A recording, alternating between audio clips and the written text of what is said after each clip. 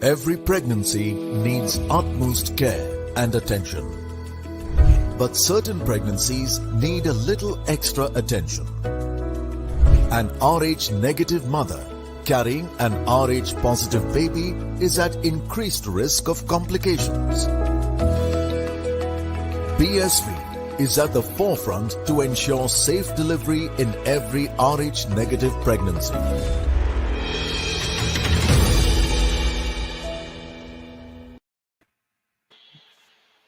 Hello and welcome to the Outside View, brought to you by Women's Click Zone and presented by BSV, Puma, Food and Wellness, and MRI Hospital.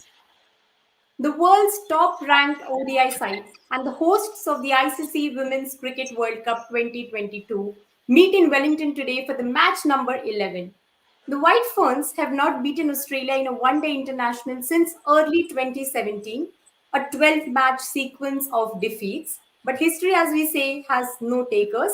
But New Zealand win the warm-up game against Australia ahead of the ODI World Cup. It is going to be an interesting contest, and joining me to discuss that further, I have alongside me Julia. Welcome, Julia, to the show. Thank you. How are you? I'm good and hope you're good as well and excited for today's match as well, I'm sure. Absolutely. It's going to be a beauty. It's always good, the Trans-Tasman rivalry, so we're very excited about it. Yeah. So the news from the middle is that New Zealand have won the toss and they've elected to bowl first. No changes from New Zealand side. They are playing the same 11. For Australia, Talia Magra, Darcy Brown and Ashley Gardner have made it back to the side. But coming to New Zealand first, Julia, it is a good thing to have a relatively short turnaround, like they had just played India 2 days back and now they are going to face Australia. Helps to carry the momentum further. Yeah, I think it's not a bad thing for them to continue their streak a little. Obviously, they were pretty disappointed losing that first game to the West Indies. So I think they've had a bit of success since then. I think it's not a bad thing just to keep that rolling for the moment while they've got their confidence up and they've got a little bit of momentum. So, yeah, I think it's not going to be a bad thing. All the players are pretty fit these days and they can handle a few close games back to back. Not a bad thing goes well, says Julia. And then we have the head-to-head records of New Zealand and Australia with us, wherein just to see how the teams have fared when they have faced each other, 132 matches, New Zealand 31, Australia 99. Of course, the Australians have an edge over here, but probably one of the most balanced side in the tournament, Australia, as we say them. The hosts are also in good form, but Meg Lannon will have her plans set, especially considering the strong winds that are forecasted for today, Julia. Yeah, it's always tough at Wellington. It's a pretty windy place and an amazingly flat pitch normally as well, which is why I'm assuming New Zealand decided to bowl first. So they sort of knew what sort of target they're going to be having to aim at. But, yeah, windy, really have to work on managing your bowlers, who you're bowling into the wind, what areas you're going to hit with the wind, and just making sure that you know exactly where you're going all the time with your plan. So you've got to make sure you're planning accordingly, particularly with New Zealand, who've got, a couple of spinners. They've got to really make sure that they get that right. Amelia Kerr's their biggest weapon. And obviously Australia, having brought Ash Gardner back in, she'll also be making sure that she probably bowls into the wind just to get that little bit of extra to dip in Southwaite, who's been doing fantastically so far. Kalyani has also joined us. So Kalyani, New Zealand are going to bowl first. And in the game against India, we saw that there was a bowling order change there in the last game in terms of Francis Mackay opening and Leah Tahu coming in. Tell us that in a way tells us the flexibility that Tahu brings to the table, and she's going to be a key considering the batting unit, the strong batting unit Australia possesses. See, the thing with Liata who has been that she got the opportunity to explore what she can do in the domestic circuit and during the both of the competitions in New Zealand, and now she's been that kind of a player who can do whatever the team needs. The pace, Tahu's pace has been kind of a worrying thing for Australia in the past. They have played relatively well against her, but the thing is that now there's another pace unit and the spin unit that surrounds her, which creates more problems. So there is a very little room for Australian batters to take on other bowlers. then just they can't just play Tahuhu out. They have to manage it properly and see around how you have to play and score runs against her. But given she has absolutely given the depth to the New Zealand batting order, no doubt about that. I still remember watching her play in the T20 game where she scored like 20 runs in 1 over and absolutely changed the narrative of the game. And she is that kind of a player who possesses that kind of a quality. So I'm absolutely excited to see what she can do. And given her record against Australia, I think game on. Game on, Kalyani says excited to watch Leah Tahuhu. Your take on her, Julia? Because probably she's going to ask difficult questions to the Australian batters, and if we get that early breakthroughs, at least Australia's top order has been doing well. So if we get those early breakthroughs, it's going to be a positive for New Zealand. Yeah, definitely.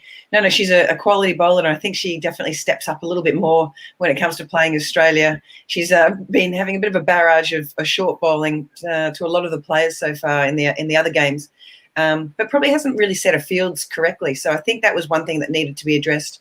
I did like the fact that they bowled with Frankie Mackay the other day, just to the two left-handers when they played India with the off spin and pushed Tahuhu down. She doesn't normally, she's so used to bowling with the new ball. It was nice to see that she could really be flexible and adaptable for the team, and, picked up 3 for 17 and bowled beautifully. So it'll be interesting. Lisa Healy does quite like facing Tahuhu. She averages about 49 against her. So there'll be a bit of a contest there. Or will New Zealand look at trying to change it up and surprise Australia by not actually opening with Tahuhu, which, as I said, although it can have a little bit in it early, Wellington in the pitch, but other than that, it gets pretty flat pretty quickly. Interesting contest, and the one player who also adds more to it is Amelia Kerr. You talk about bowling, you talk about batting, you just can't miss her. Coming to you, Kalyani, first. Splendid form. She's playing her 50th ODI today at the age of just 21. And Matthew Mott, the Australian coach, said that she's one of the most improved players in the circuit right now. So I think it was during the T20 World Cup. I remember Matthew Mott did a podcast with Mel Jones, and he was asked about the two players he would like to coach. And first name he said was Sophie Devine, and second name he said was Amelia Kerr. And the reason he gave behind it is that she is the kind of player. He remembered telling that at the Mount Maunganui, Meg Lanning scored one of her centuries against New Zealand, and he remembers saying that Meg was struggling, but she eventually scored the century, and she bowled 8 overs in a row to Meg Lanning, and he said it was most difficult patch he has ever seen Meg bat. And given how good Meg Lanning's record is against New Zealand, the praise coming from this person is very high, and I think it all sums up what Amelia Kerr is for this team. And she took a break. It has been excellently reported also how important she's been for this team. And I think the most important thing that has come out of Amelia Kerr being back is that the 9 matches that New Zealand played against Australia after the 2017 World Cup, the band is back together. They were without Bates in some matches, they were without Kerr in some matches, they were without Devine in some matches, but finally that top 5, that the core group of New Zealand is back together, and now we'll see how Australia handles that challenge, and Kerr is probably at the center of it. It's amazing how we talk about, you just mentioned about the trio, Kalyani. We talk about Sophie Devine, Amy Setterthwaite, Susie Bates, and then taking into consideration Amelia Kerr also into that important core member of the New Zealand. It's a big thing, the way she's carried herself in the international circuit with the ball, with the bat. And as we know that the spinners are having a great say, Amelia Kerr might just surprise the Australian batters, Julia. I think it's a big chance she'll surprise us. I think we haven't really seen this Amelia 2.0. We haven't seen this new model of her yet, and it'll be interesting to see how they do deal with her. We haven't seen the batting. Their batting depth is so much deeper than it has been for a long time.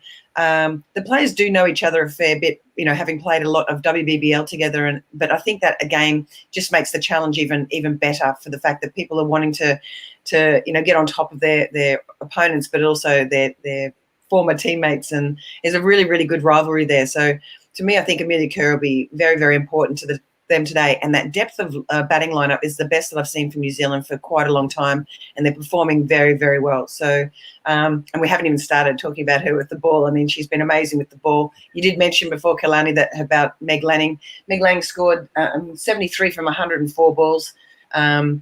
Against Kerr, and she really struggles to get her away when she's normally going around that 90 strike rate. So Kerr does really challenge the stumps with that wrong, and I think it concerns Meg a little bit. She does like to take the ball to backward point and away from herself, so that wrong and does make it a little trickier for her.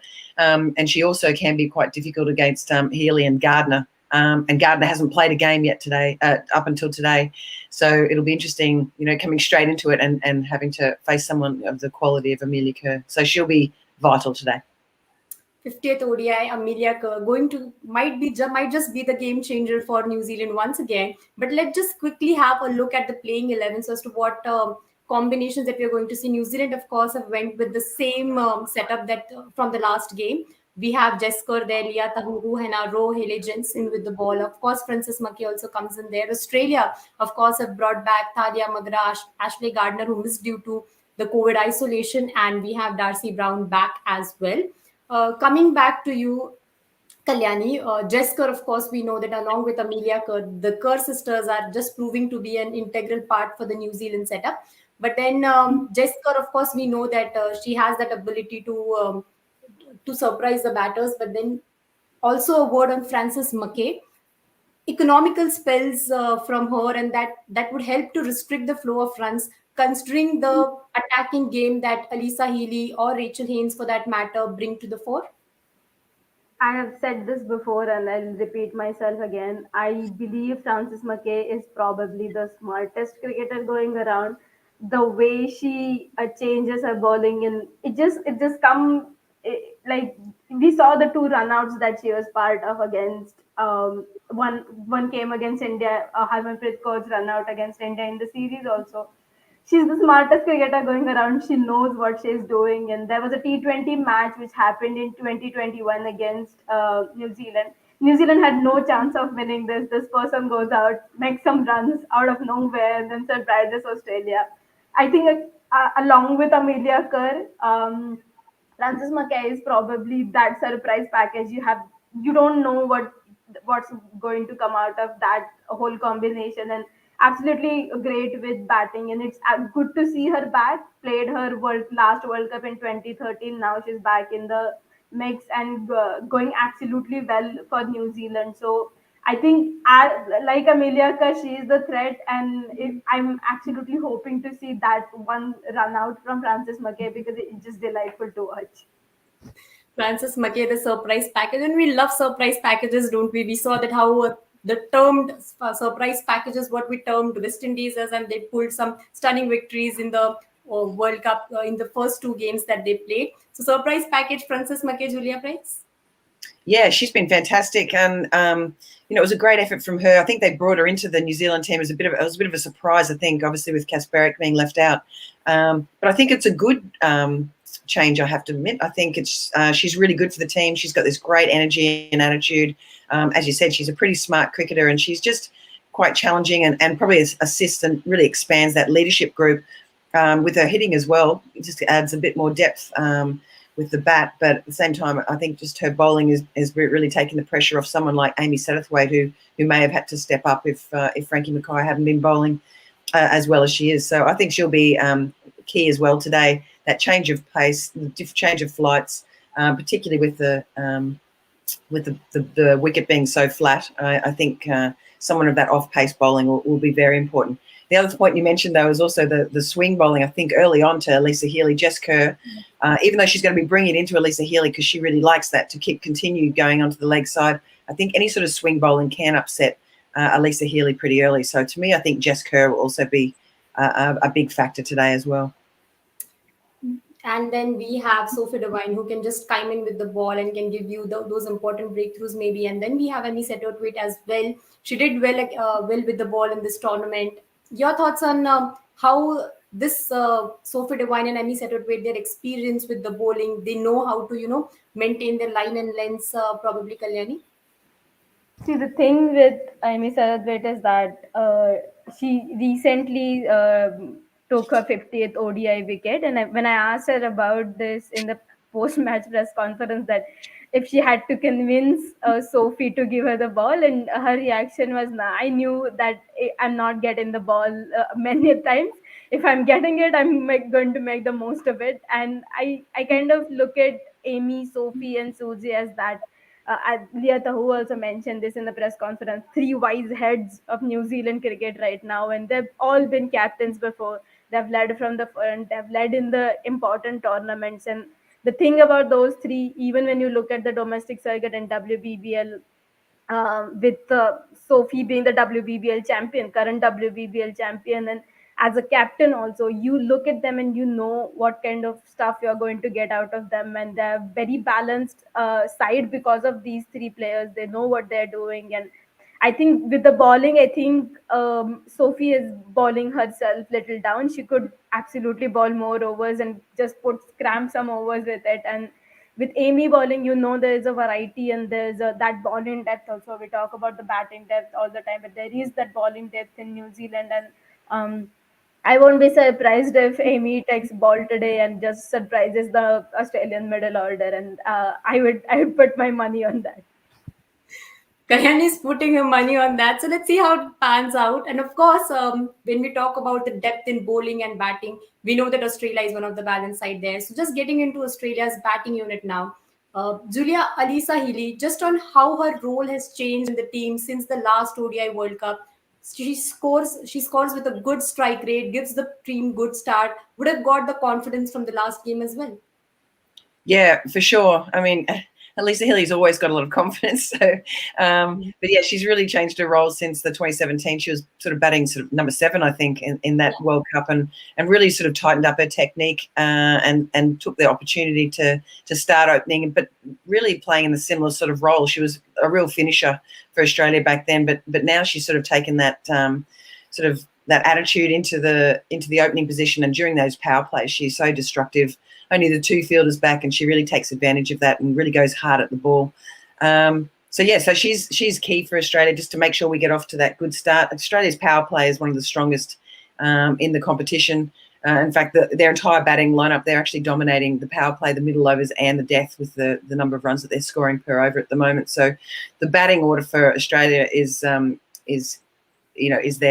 forte. And unfortunately for New Zealand, they've just brought in Tali McGrath back in, and also Ash Gardner. So that's just strengthened again a little bit more. So New Zealand are going to have to really be on their game. I don't know if Amy Satterthwaite will bowl to them today. We'll see what happens. But if they do get a bit stuck, you're right. Sophie Devine's been really good with changing her bowlers around and really trying to make it difficult and make it hard for the batters. But Australia's batting depth is so long. It's going to be tough. And obviously Rachel Haynes and Alyssa Healy have been doing a magnificent job at the top of the order so far. The top order doing a great job for Australia, and you would be happy with that, Kalyani. We know that you love the team. So your take on Alyssa Healy's evolution from the last ODI World Cup. I remember watching her play against England in the match against England, the World Cup match, and it got so close, and they lost by some one-digit number. And there's a photo of Danny Hazel celebrating Alyssa Healy's wicket, and that celebration tells you another story how important Alyssa Healy can be for this team. And the next series, she started playing at the top order and got her things right. And what strikes me most about Alyssa Healy is that she understood her role perfectly, what she's supposed to do. And in T20s and in ODIs, she knows what is expected out of her. And even though she had a little bit of lean period during the Ashes series, the confidence that the team management gave her, then everyone was behind her. Even when Meg Lanning was asked about this in numerous press conferences, that Alyssa Hill is form, what is it with it? And the same situation happened during the T20 World Cup. And at the end of it, she was among the top run scorers with God knows how many important, crucial contributions in between. So Alyssa Healy is that kind of a player that will give you everything you need, and behind the stump, she has been fabulous as well. So she'll take that confidence. She has a kind of a good record against New Zealand as well. I mean, not as good as Meg Lanning, but like no one has that kind of record against one team, 6 centuries and all. But yeah, she's the important person, and she'll play her role. Megalanian, of course, you mentioned Kalyani has been like the one of the most integral parts, captain leading from the side, and the kind of calmness, the thing that she brings to the table is, of course, very very exciting to watch every time she takes the charge of the field. But Rachel Haynes, the deputy, a word on her, Julia. The way she's been with the team, the way she's played, impressive in both the games, and then would like to reflect the same this time around as well. Yeah, for sure. She's sort of like with Elisa Healy out there. Sort of Elisa seems to take all the pressure and the star, and everyone sort of focuses on Elisa. And then you've got Rachel Haynes just ticking it over at the other end. You sort of forget to notice her, and then suddenly she's 130 off 131 as she did in the first game. So, yeah, she's a really good foil for Elisa Healy, and I think that sort of partnership is. Been working really real well. I was really keen to see Beth Mooney at the top of the order, but at the same time, I think Rachel Haynes is doing a magnificent job, and it's good that the order can be a little bit flexible, and they do have other options if required. And then obviously you get either Elisa Healy or Rachel Haynes out, and you've got Meg Lanning coming in, who's averaging 68 against New Zealand at 100 strike rate. So. It's a tough ask for New Zealand today, but at the same time, I think there's the chances of, again, if I mentioned if they bowl in their right areas and they really challenge the Australians and put a couple of slips in and put in some attacking fields, I think they're a big chance of taking it up to them. And we know that their batting order is up to it as well, with obviously Sophie Devine getting that 160 in the warm up game against Australia, which I'm sure they'll get reminded of quite a bit. Of course, and we just had a word on how the depth of New Zealand bowling is also deep enough. And then if that happens today, if the bowlers clicks early on, you might see the Australia's middle order taking the charge. So far in the two games, we've seen the top order getting the job done for the side, Kalyani. But the middle order, consisting of an Elise Perry and Beth Mooney, for that matter, that comes down the order, they might just get tested today. And that is probably the best thing that can happen to this tournament, given how everyone is just desperate to watch Beth Mooney bat for longer period of time. It's just that she's a kind of a player that will take you out of any situations. And if you need her to accelerate, she did that against England. If you need her to just little calm the inning down, she has done that previously as well. So they will get tested. And if you saw what Elise Perry was able to do against England in that final over, that she just knew what her role was. And even when that's the classical batter who is playing at four, plays a strokes, like technically one of the best batters in the world, but she knew what her role was. And I think that has been Australia able to achieve since 2017, that everyone is absolutely 100% aware of what their role is. And given how the tournament has panned out till now, other teams have panned out. The middle order needs to step up at some time in the tournament, and if that happens today, is probably the great thing to happen. We should always remember that Beth Mooney has a century against New Zealand. Her maiden century came against New Zealand, and also Elise Perry has a century against New Zealand. Her maiden century came against New Zealand. So even if they're tested, I think they're talented players, and they're absolutely legends of the game, that they'll handle it well. Kalyani, of course, has been rooting for Australia and has given us all the points to remember who has had century against New Zealand already. But of course, we are all excited to watch more of Beth Mooney. Just the way the calmness she brings on the field and just gets the job done for the side. So of course, but I'll come to you, Julia, on this. Is there any battle you're looking forward to, considering that it is going to be an intriguing contest? They are the hosts. Australia, the number one ODI ranked team right now. So, any battle that you're looking forward to in today's match? I'm just thinking. Well, I'd love to see how Ash Gardner goes today, because obviously she hasn't been playing. She is a very aggressive and attacking batting in that middle order. She's going to be great to try and bring home Australia's innings and just make sure that we're sort of nailing it in the coffin at the end there. But I would love to see how they're going to try and contain her. But I'd love to see Amelia Kerr and the way that she bowls. Particularly, I want to see her to Meg Lanning. As I mentioned before, she sort of really makes Meg really think about her game. She's probably one of the only bowlers that really slows Meg down, and she is very, very difficult to get away. So to me, I'd love to see the Amelia Kerr versus Meg Lanning today. Yes. I have a question for you, Julia. You were there during the Ashes series and you watched Alana King ball, and that clutch moment that happened in the final hour. She and Annabelle Sutherland were kind of in the middle of everything. The new players taking on it. So, just a word on Alana King from your side.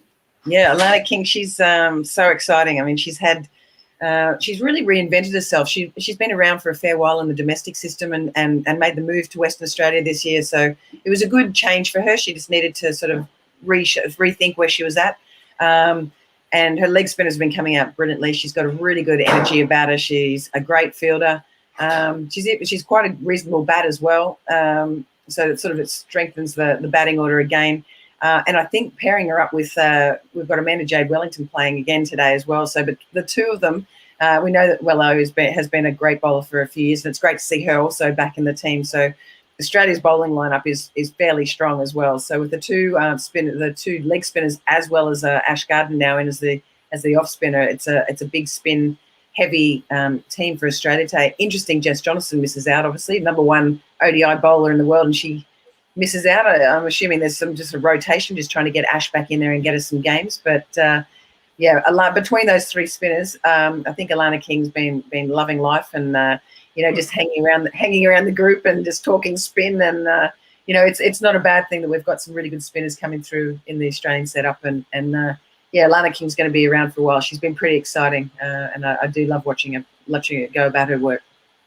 Let me tell you, Julia, just a second, Kalyani. Let me tell you, Julia, that Kalyani is a big Australian follower. And that's why she's having a couple of questions for you. One more from her. Go on, Kalyani. Now that I have you here, just a fundamental question: that is it a rule in Australian cricket that the wicketkeeper has to be from Queensland or some relation with Queensland? Given Jodie Fields, Beth Mooney, Georgia Redmayne, yourself, and then Alisa Ailey is born in the Gold Coast. Yeah, pretty much. Yeah, that's the rule. I don't know why that's happened. Yeah, Alisa was originally from Queensland and moved to New South Wales when she was about 12. But that is funny. There are a lot of Queensland wicketkeepers for Australia. I don't know why that is, but even in the men's game, there's a fair number as well. Obviously, with Wade Seckham and Ian Healy and a lot of the male players as well. So, yeah, interesting. Don't know why. Probably just because they are the best. We'll take that. Okay, then it's going to be an interesting battle. It's prediction time now. Coming to you, Julia, first. How much is Australia scoring and what's New Zealand chasing? Well, it's a big scoring field, the Basin. So I'm going to say they're going to have to go close to 300, I think, just to be safe. I mean, we can see how quickly the grounds have been running. We know how the firepower of New Zealand with Bates and Devine at the top order. So to me, I think if Australia are seriously in this contest, I think they're going to have to look around that, getting as close to 300 as they can. Close to 300. Julia has been spot on with her prediction, at least with the shows that I have done. I've always found out that she's been spot on with all her predictions. Kalyani. I don't think I have seen the shows and she's been spot on, so I don't think I should go anything against her. I'm gonna be safe on side. I'm gonna say 300 they should aim for 300, and I think they'll get there. Okay, then both of them 300 for Australia. It's going to be an interesting contest to watch out for. We'll of course pick up this conversation in the mid show. You until then stay tuned to Women's Cricket Zone for all the updates on women's cricket.